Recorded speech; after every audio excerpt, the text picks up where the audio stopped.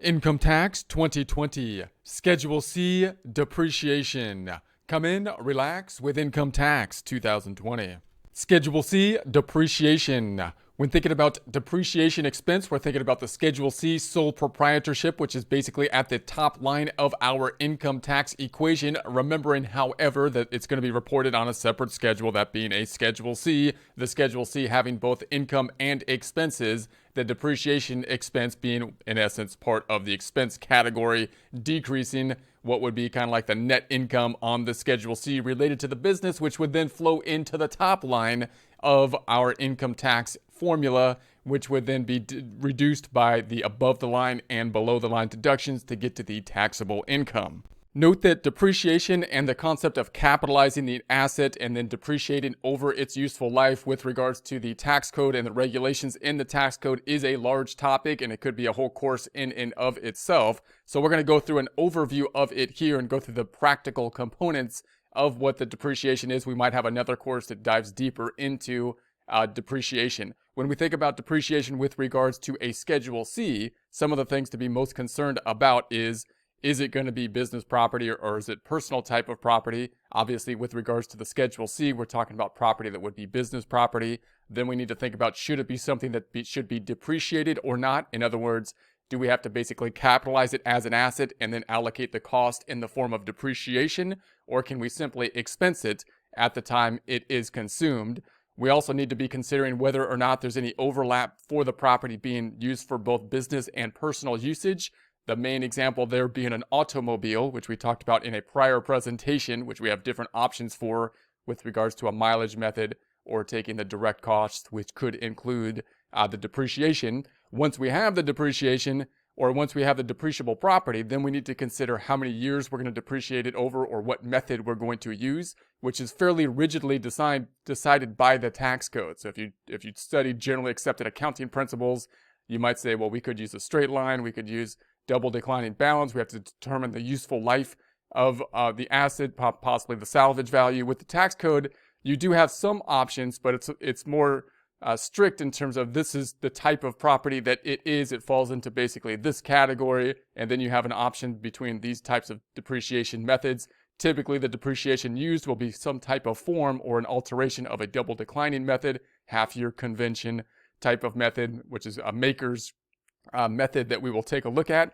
Tax software will obviously help with the depreciation. So if you have obviously a client that has a Schedule C and has assets that you need to capitalize, you're gonna need the software generally to calculate it. Also note that if you're going from year to year, then it would be really nice if you're using the same software that will roll over the depreciation schedules from one year to the other. If you're starting a new return which had depreciable property in the prior year that you got to include in the current year, you got to make sure you got those depreciation schedules and enter them into the current software. Once in the current software, then you only typically have to worry about the new items that are going to be added for capital assets, because the prior items will already be in the software, will roll forward. The depreciation should be calculated in and of itself. Okay, so remember when we're talking about the Schedule C, we're going to have a Schedule C that will roll in the net income rolling into the Schedule 1, Part 1, and then it'll roll into the first page of the 1040 here. We'll also have self-employment tax, which will be Social Security and Medicare. Half of that typically being deductible on the above the line deduction, which would be Schedule 1, Part 2, then rolling over here. And then we could have the qualified business income deduction here. So just remember, the Schedule C is one component, but there's a lot of impact that a business return has on the full return on the actual 1040. This is going to be an example of the Schedule C. We've got the income up top, expenses down below. We're considering depreciation here. That's going to be line 13. Also note with depreciation, the accelerated depreciations, bonus depreciation, and 179 depreciation also often take effect as well.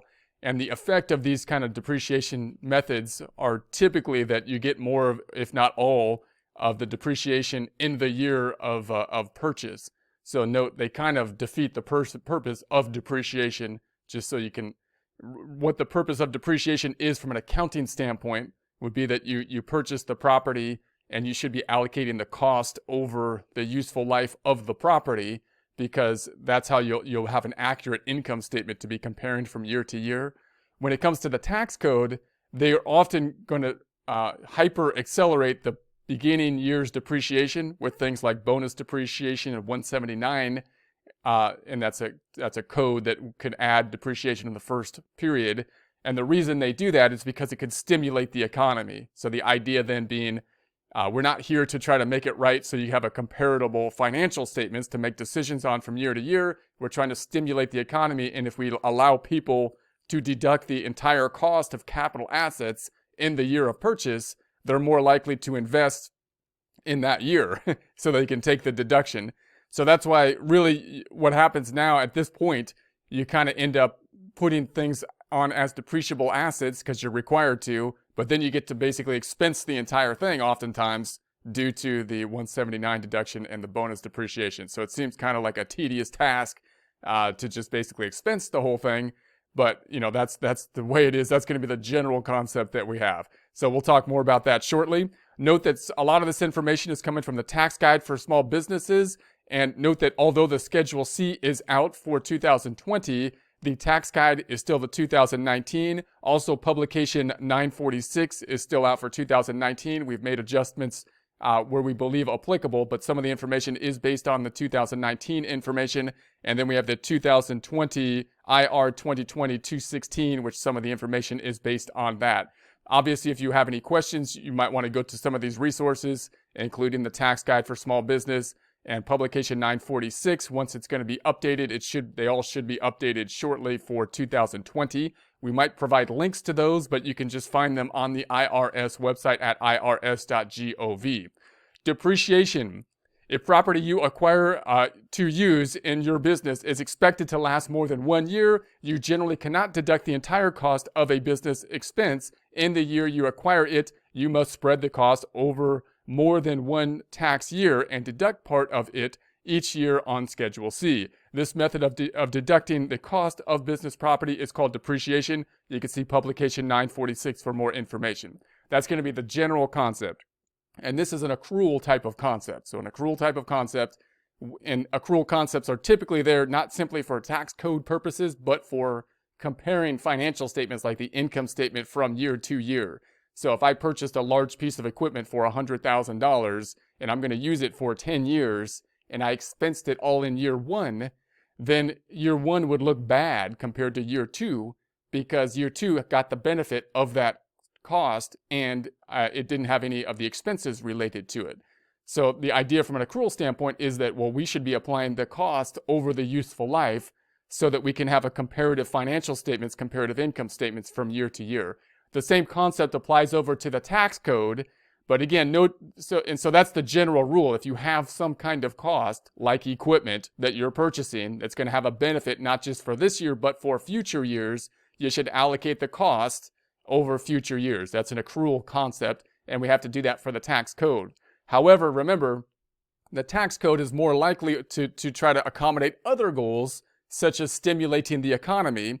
So although we have this kind of concept in there because it's a standard accounting concept, we then end up with a concept that could be like special depreciation, or bonus depreciation and 179, which could mean that we basically capitalize it and then expense it basically in a different form, which would be, depreciate. We get to depreciate, a lot of it, if not all of it, in possibly the year of purchase. So we'll talk more about that shortly. What is depreciation? When can depreciable property, you can depreciate property if it meets all of the following requirements. It must be property you own, so it's got to be obviously your property. If you're renting the property, then typically you wouldn't record the depreciation. You would record the rent expense on it. However, note that if the rent is like a capital lease, then you might have depreciation on it.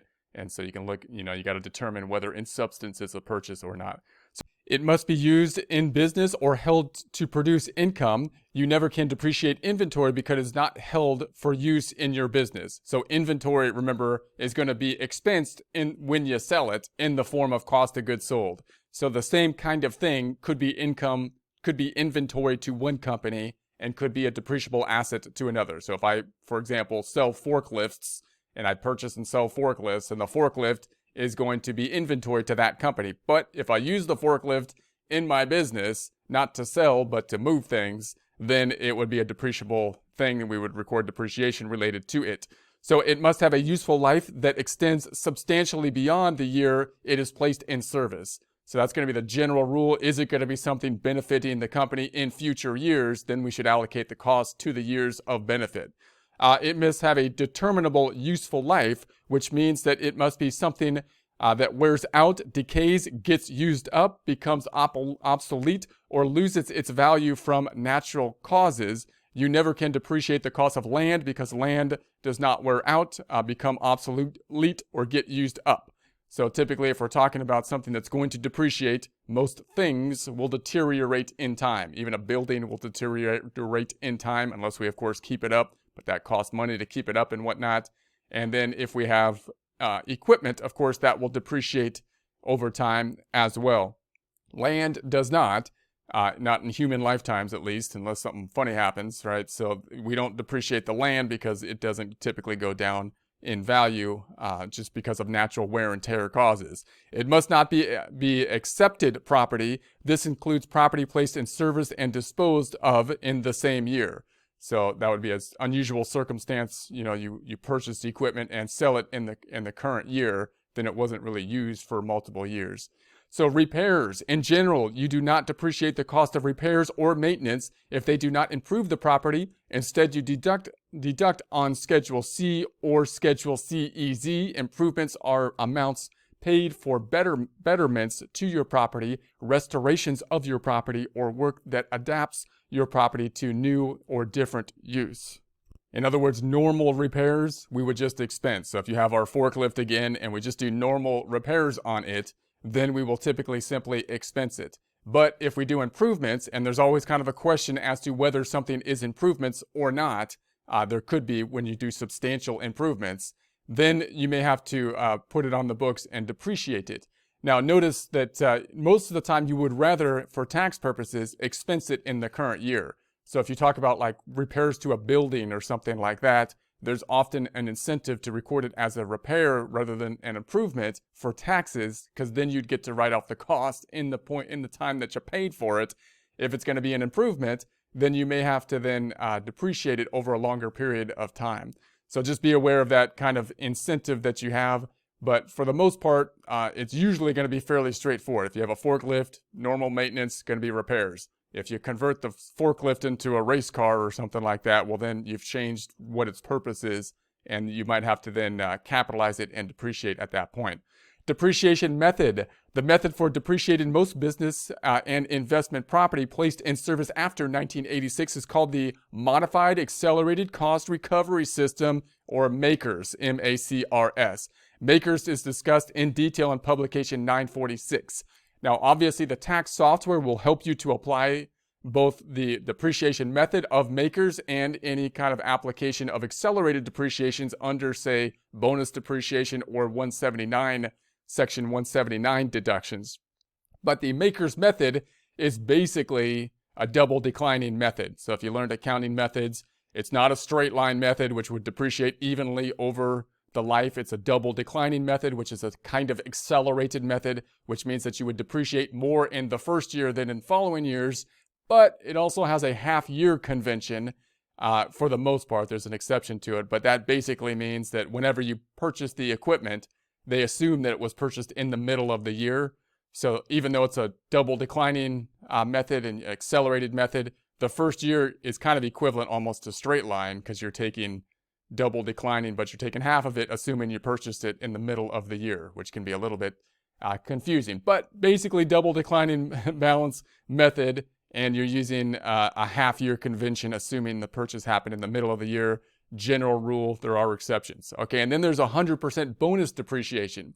Now, this is one of those things where they said, okay, now we're going to make you capitalize the thing and depreciate it like you would for normal accounting, but we're going to then add these other things in. These other things are now added so that we can, stimulate the economy, which means we're going to allow you, in essence, to expense most of it, pretty much all of it, possibly, in the year of purchase, even though we're not going to call it like equipment expense for a forklift. If you paid $30,000 for a forklift, you're not going to call it equipment expense forklift, but you got to capitalize it, and then you got to depreciate it, and then you might be able to depreciate more of it, if not all of it, with the use of the 100% bonus depreciation and Section 179 depreciation. Again, tax software helps with this. So and we'll see that next in a following presentation. We'll do some examples and check it out in the tax software. So it allows to write off the cost of most depreciable business assets in the year they are placed in service by the business. So the 100% additional first-year depreciation deduction was created in 2017 by the Tax Cut and Jobs Act and generally applies to depreciable business assets with a recovery period of 20 years or less and certain other property. That's most normal kind of equipment and whatnot. So machinery, equipment, computers, appliances, and furniture generally qualify. So the deduction applies to qualifying property, including used property. That's huge because used property wasn't always something that could be applied for the 179 deduction. It had to be like new property for some reason. So now they're going to apply it to the used property, which is nice. Acquired and placed in service after September 27, 2017. The final regulations provide clarifying guidance on the requirements that must be met for property to qualify for the deduction, including used property. So additionally, the final regulations provide rules for consolidated groups and rules for components acquired or self-constructed after September 27, 2017 for larger self-constructed property on which production began before September 28, 2017. So for more details on claiming the deduction, you could see the final regulations and the instructions to Form 4562 Depreciation and Amortization. So you can look that up, the instructions for Form 4562 on the IRS website at irs.gov. Section 179 deduction. So these two things kind of couple together. So the 100% bonus depreciation is a way to basically pretty much expense the thing, the depreciable property now in the year of purchase. And so is pretty much the 179 deductions, although they have some differences in terms of what would qualify for the types of property and the caps on them.